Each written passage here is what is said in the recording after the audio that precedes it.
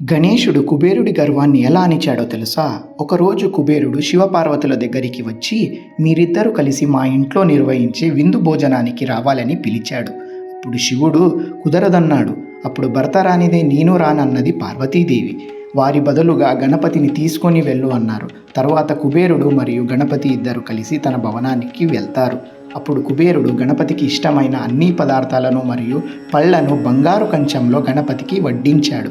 కుబేరుడు చూస్తుండగానే తన కంచంలో ఉన్న అన్ని పదార్థాలను తినేసి ఇంకా తీసుకొని రమ్మని ఆజ్ఞాపించాడు.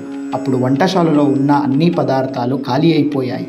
ఇది చూసి కుబేరుడు ఏమీ తోచక కైలాసంలో ఉన్న శివుడి దగ్గరికి వెళ్ళి, శివయ్య, నీవే దిక్కు, నన్ను నువ్వే కాపాడాలి, ఐశ్వర్యానికి నన్ను నువ్వే అధిపతిగా చేసావు అని మర్చిపోయి అహంకారాన్ని ప్రదర్శించాను. అందుకే గణపతి ఆకలిని తీర్చలేకపోతున్నాను, ఏదైనా మార్గం చూపించవయ్యా స్వామి అని అడిగాడు. అప్పుడు శివుడు, కుబేరా, నువ్వు ఇంతవరకు అహంకారాన్ని ప్రదర్శించావు, అందుకే గణపతికి సంతృప్తి చెందలేదు.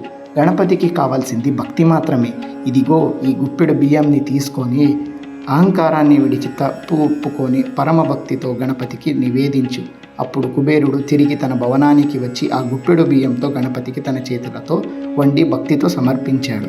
అప్పుడు గణపతి సంతృప్తి చెంది తిరిగి కైలాసానికి వెళ్తాడు.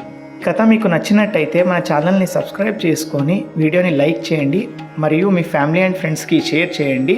మరో కొత్త కథతో కలుద్దాం. అంతవరకు కథ కంచికి మనం ఇంటికి.